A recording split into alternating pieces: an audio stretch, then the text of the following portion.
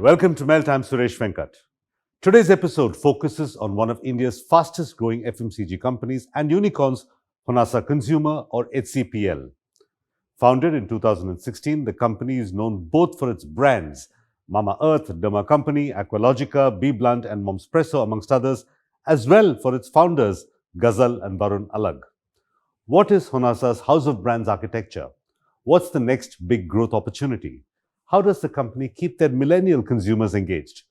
All that's up for a chat as we get ready to melt with Ghazal and Varun Alagh.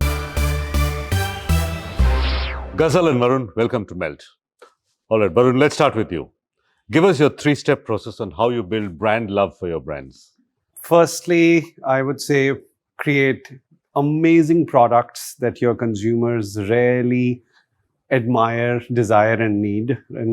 And your products should be so amazing that they talk about it to their friends and family, and measured through NPS, as they say. And secondly, stand for why rather than a what. And while products is what you sell, but your brands need to stand for something bigger than what you sell. And they need to connect with your consumer at an emotional level. And because love is emotion, it's not functional. And so that will be the second thing.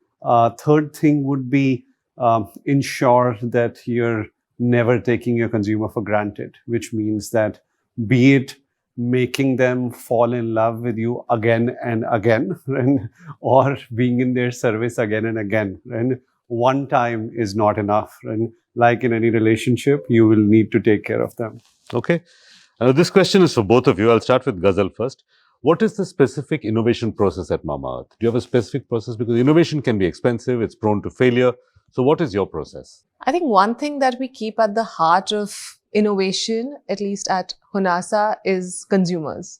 We understand them really well.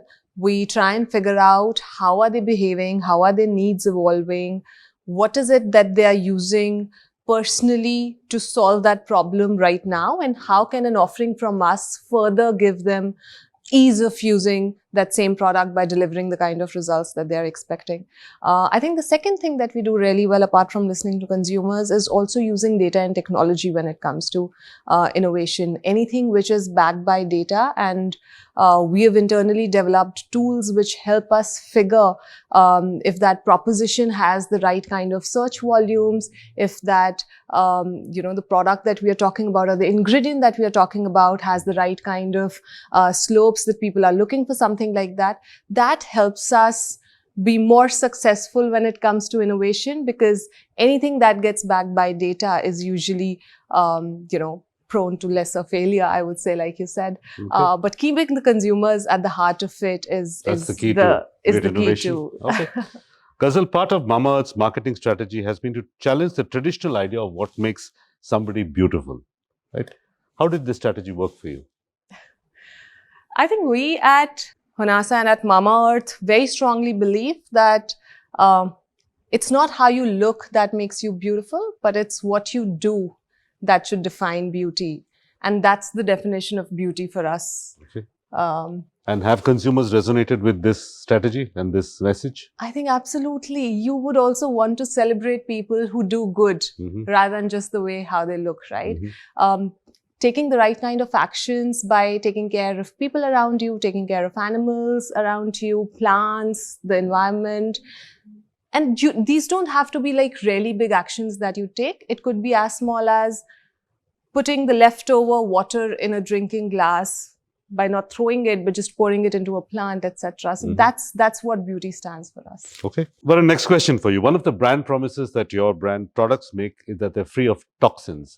How easy or difficult is it to convince consumers to that what you're saying is true?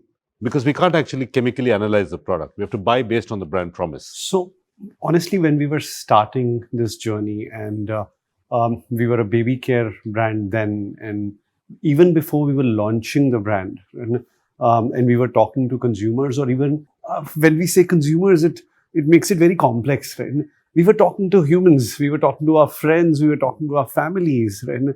That just gives it a very different picture in life. And when we were talking to them and trying to understand, hey, one of the things we were clearly feeling was that if a new brand comes and is just saying themselves that there is a certain brand speak of toxin free, and why should someone believe them? And that's an absolutely fair ask, which is why we worked with an external organization like Made Safe, which certified our products to be completely free of toxins. And we were Asia's first brand to get that certification. And when we took that certification and when we took that claim along with the product to our consumers and said, hey, we are Asia's first Made Safe certified products, that was far more of an assurance and believability than if you would have just said it ourselves, right? So sometimes, especially early on, you need credibility of other brands and organizations, which can help you give you that stamp of authority. Yes, give you that stamp of authority. And you said you started by talking to your friends. They were not really consumers; they were human beings. Yes. Has the Mamaearth or the Honasa Consumer changed over the years, and how?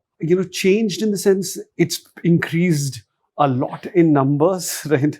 We now probably service and sell to over 30 million consumers across India. And in fact, tier 2 and beyond contributes to more than 50% of our sales. So geographically, the consumer has evolved, but from a perspective of psychographics, from a perspective of interests, these are still evolving Indians who want better choices, right, and better products for themselves, and now see the ability to pay slightly higher to get that better product, and are looking at products not just from a price point of view, but from a value point of view. And so if the products provide better value, they are willing to pay the right price for that value. So I think there is homogeneity, but then it's also a very large heterogeneous geographical set. Okay. So 30 million consumers or customers is what Varun just said. Ghazal, you have a different strategy for your urban tier 1 customer versus your tier 2 and tier 3 customers, because the tier 1 customer who lives in a Bombay or a Delhi or a Bangalore may be very, very different psychographically from a tier 2, tier 3 customer. I think this is something that surprised us as well when we started on this journey. Like Varun said, right? Internet has given us the ability to penetrate deep down into, it doesn't matter if it's tier 1, tier 2 or tier 3. There are no geographical racism when it comes to internet and when it comes to aspirations. And 50% of our business comes from tier 2, tier 3 cities. So to be very honest, I think the aspirations that people in tier 2, tier 3 cities have are very similar to what people in tier 1 cities have. Yes, so they very well put, they're not price conscious, they are value conscious. They're also looking for better products for themselves. So I think our strategy across all the tiers stays the same. It's just people who are looking for good, better, safe, natural products are the ones who end up coming to us. Yeah, that story of people who bought 100 Mercedes in one shot in Aurangabad comes to mind, right? They want the same Mercedes. Yes. They just want different value for the same amount of money, right? And they wanted a service center in Aurangabad and everything else. The content that is reaching out to any part of the country because of the internet has become so similar. And I think this whole belief, which was an old school thought of someone in Bombay, and I remember pen profiles like, Tanya lives in Bombay and works in this place, and while Sunita ji lives in Meerut and she's also, they have merged a lot. Tanya and Sunita want roughly the same thing these days. Aspirations are similar. Okay. Do you plan to sell to rural customers? Now, again, like I said, the beauty of internet and e-commerce is that it has any pin code. Truly broken the geographical barriers for brands. And I honestly don't know how to define some of these, tier 1 or rural or urban now. Right? So these definitions are getting fluid. We have ability to service 25,000 pin codes. Right? And we get orders. In fact, last quarter, we would have sold to more than 3,000 cities and towns in India. And some of them would be as small as 20,000 population, for example. And now, how do you define rural? How do you define urban? I think we need to wear a new set of, glasses and look at, the ecosystem in a very different manner. And it doesn't matter geographically where consumers are. What matters is how evolved they are in terms of what they are looking for, and do they have ability to pay, and because we have ability to fulfill. Ghazal, let's talk about global growth. When foreign brands come to India, they tend to paint the Indian consumer largely as one kind of person, or one, like what he was talking about, Tanya from a suburb in Bombay. What is your non-Indian consumer looking like?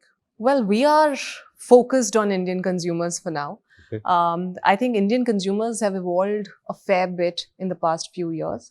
Their needs, their aspirations, their need to have products which are crafted for them and not for somebody else has grown, and they're looking for that, right? What was happening was all of these larger brands were creating formulations outside of India for a very different skin type and ended up importing them into India. And we were being given or served the same options. We didn't really craft for Indian consumers. Our skin is different, our hair are different, our traditions are different, right? So for example, in case of babies, babies go through the problem of colic. Now, the only solution that was available was gripe water, while as a mother, you don't want to give anything apart from breast milk to your baby for the first 6 months, and that's the advice of doctors as well. Then why do we give gripe water when it comes to colic, right? Our nanimas and dadimas have been using this concoction of fennel and coconut oil and hing and applying it on the tummy. Now, this is Indian culture. This is what Indians believe is good, is 100% natural for the baby and doesn't need to be inhaled. Similarly, when it comes to, skin creams, we don't need thick textured oily creams. India has a tropical weather. We need something which is deeply hydrating yet very lightweight and doesn't make you feel sticky. I think we understood that, and that is what we are serving to our consumers across different brands that we have. So the focus is firmly on the Indian. Focus is going to be on Indian consumers even going forward. All right. Varun, you've spoken about sustainable growth. What does that term mean for you at Honasa?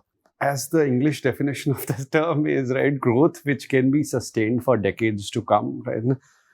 I think the difference between a founder-led company or a non-founder-led company would be that we see ourselves being a part of this company for decades to come, right?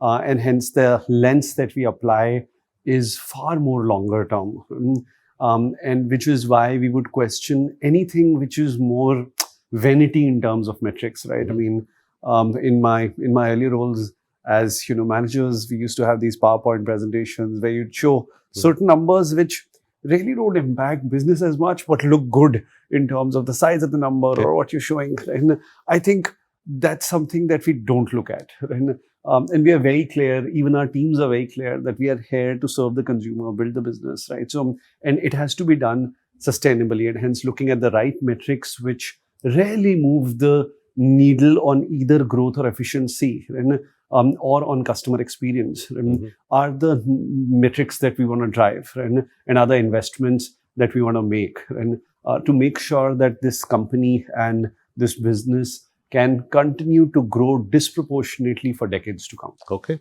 And one of the ways to grow is to acquire brands. So how do you assess the potential acquisition? I think there are 2 or 3 lenses through which we would look at inorganic growth. And one lens would be how in our portfolio, from a proposition, category and price perspective, right? So that's a 3-tiered matrix. Where do our brands stand, and where are the white spaces, right? It could be a price into proposition white space. It could be a category into proposition white space, and in those white spaces, then, as an opportunity comes in, right, if it falls into one of those white spaces, is the first thing an opportunity needs to fulfill. The second thing that we apply is when we evaluate that opportunity or when we evaluate a brand, will our playbooks be able to help grow the brand disproportionately? And that's a second lever. And third, of course, is from a price and value of acquisition perspective, will we be able to justify that the value that we pay and the value that we leverage create that into over time, right? So I think those 3 are the criteria that we use. Ghazal, tell us about offline retail. What's the strategy with offline retail? COVID is over. People are back in stores. What are you doing in offline retail? I think online or offline, it's more about understanding what are consumers, how are consumers behaving, and where are they going to shop. We started with online because that was an easier option for us. To start with offline was difficult in terms of how do consumers come discover your brand amongst the 150 other brands that are displayed on the shelves, and the shelf space is so small, and how do you communicate, what do you stand for, etc. But the fact is that still 90% of the shopping happens in retail, offline retail, right? So I think for us, as we grew, as the brand grew, it was more about understanding what are our consumers expecting out of us. There came a stage when they wanted to touch and feel the product. They wanted to see it. As you reach more number of consumers, you see that, okay, now the larger set behaves probably differently. And that has been the strategy. When they wanted us to be present offline, we did go there. We started with, modern trade, general trade. Now we also have our exclusive stores where we can give a complete brand experience to our consumers. They come in knowing that they will find a much larger assortment of products within our exclusive stores. They're also able to bring the purpose of the brand to life. They're able to, see how many trees touch and feel in your yes, case. absolutely, absolutely. Yes. Try the products before you buy. Use the testers, etc. And again, I think even going forward, the strategy is more omni-channel. So wherever our consumers would want to see us, we would be present there. Yes. All right. Let's talk about social commerce. Emerging trend, going to last, short-term fad. Very deeply penetrated, very effective. I would say it would keep evolving for the next couple of years. So marketers should keep an eye on social commerce and how it evolves. Absolutely. Let's talk about governance. You have a board of directors and a board of mothers, if I'm not mistaken. Right? I understand how you interact with the board of directors. Tell us about how you talk to your board of mothers. The board of mothers came even before the board of directors. From a perspective of us being able to understand what mothers were looking for in terms of the products for their babies, right? Get them to be a part of product testing, prototyping testing journeys right from day one, and getting them into our office and doing board meetings, right, where they just talk about what kind of problems they're facing in their day-to-day lives, right? And I remember having conversations where, a mom was talking about the fact that they can't apply conditioners on their baby girl's hair, and because of which there is so much when they comb, the baby cries, right? And that tangles, sort of, we worked on a product which was called, No More Tangles, right? And like some of these insights gave us, directly from the mothers. Yes, right. I mean, so, and even till today, now it's a very large community of moms and consumers, because it's evolved, right?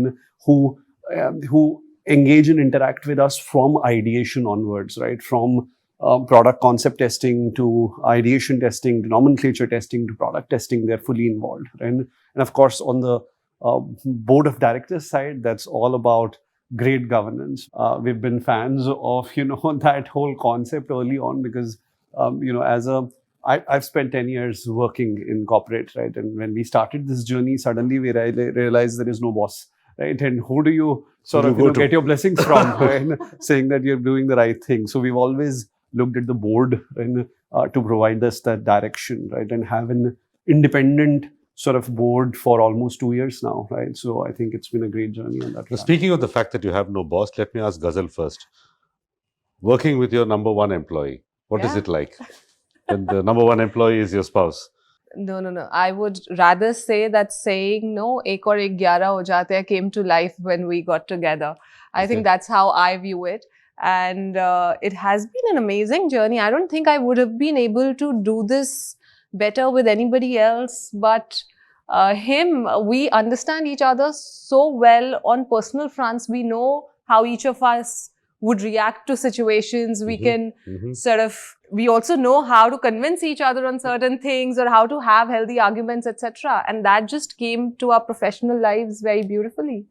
And apart from all the brands that you look after, the two of you are personal brands in your own right as well, right? How do you manage your personal brands? Is there a science to it, or do you just do what feels right? She'll answer this better because I'm a much smaller personal brand than she is, right? But I would say we keep it real, right? Our opinions or our life, right, as it exists, is how we make sure we are bringing it. Because as a personal brand, if you are trying to act like someone else, That's not going to work. consistency is going to be a major challenge. And you cannot sustain it for years. And for a brand, being consistent is very, very important. So you can be consistent only if you're real. And that's probably the mantra that we follow. And I think both of you have spoken about boundaries, setting boundaries between work and life. And you've also said it doesn't matter. We talk about work when we want to talk about Yeah. work. So seriously, how do you manage this personal life and work life if you don't maintain that boundary?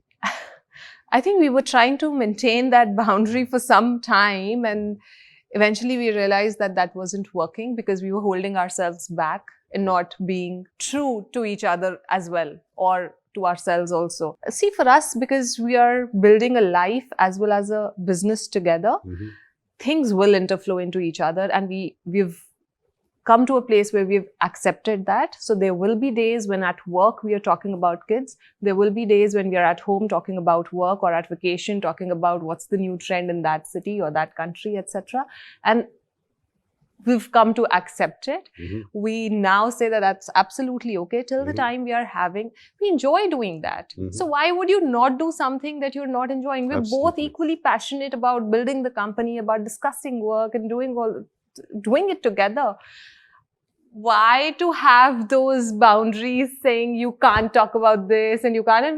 And it just came to a point where we were like, just, I think saying, over time we also realized that you can't balance it over a day. You can balance it over a week also. But don't Well, try some to balance days- some things days are over going a to be day, some right? days. Some days will be skewed here, some days will be skewed there.